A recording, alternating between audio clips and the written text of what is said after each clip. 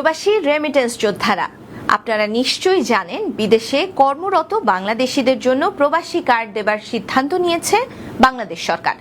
কিন্তু আপনারা কি জানেন কিভাবে করবেন এই প্রবাসী কার্ড? এই কার্ডের জন্য কি কি তথ্য লাগবে আর কবে থেকেই বা তা চালু হবে? সেই কার্ড করলে কি কি সুবিধা পাবেন প্রবাসীরা? বাংলাদেশ সরকার জানিয়েছে অগাস্টের মাঝামাঝি সময়ে পরীক্ষামূলকভাবে চালু হবে এই প্রবাসী কার্ড। এই কার্ড থাকলে প্রবাসীরা শুধুমাত্র পরিচয়পত্রই পাবেন না, বরং বিমানবন্দর, চিকিৎসা, ব্যাংকিং, রেমিটেন্স, সরকারি সেবা এবং পুনর্বাসন সহ নানান ক্ষেত্রে বিশেষ সুবিধা ভোগ করতে পারবেন।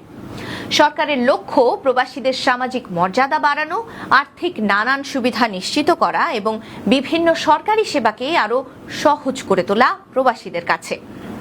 কিভাবে করবেন এই প্রবাসী কার্ড? ওয়েজ আর্নার্স কল্যাণ বোর্ডের পোর্টাল কিংবা আমি প্রবাসী অ্যাপের মাধ্যমে অনলাইনে আপনি আবেদন করতে পারবেন। আবেদন করার সময় পাসপোর্ট, বৈধ ভিসা, জাতীয় পরিচয়পত্র, পাসপোর্ট সাইজের ছবি এবং চাকরির প্রমাণপত্র আপলোড করতে হবে।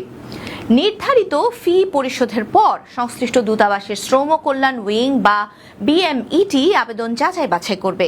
যাচাই বাছাই শেষে আবেদনকারী ডিজিটাল বা ফিজিক্যাল প্রবাসী কার্ড পাবেন।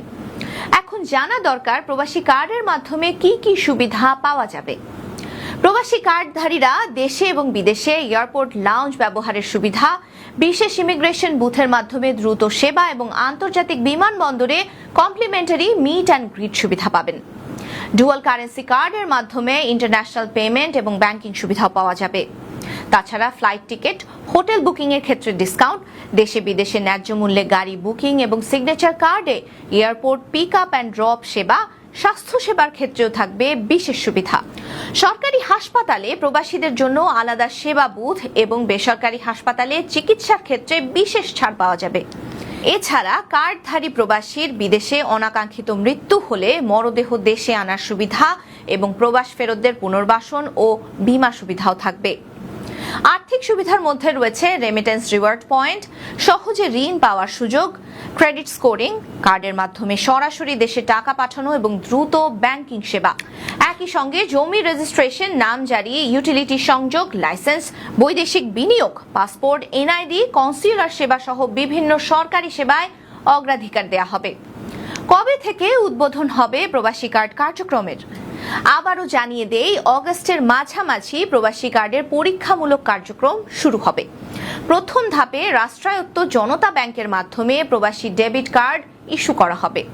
ডিসেম্বর 2026-এর মধ্যে 50,000 এবং 2027 সালের জুন মাসের মধ্যে 2 লাখ প্রবাসীর হাতে এই কার্ড তুলে দেবার লক্ষ্য নির্ধারণ করা হয়েছে।